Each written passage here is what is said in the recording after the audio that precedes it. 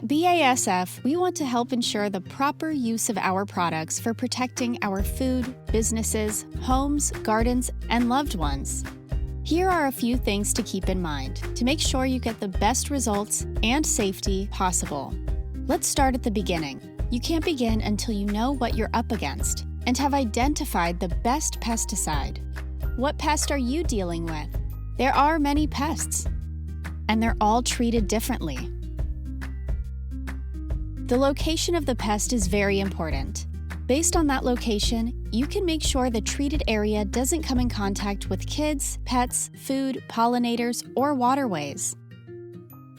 Choose a pesticide specifically labeled for your particular pest and application site.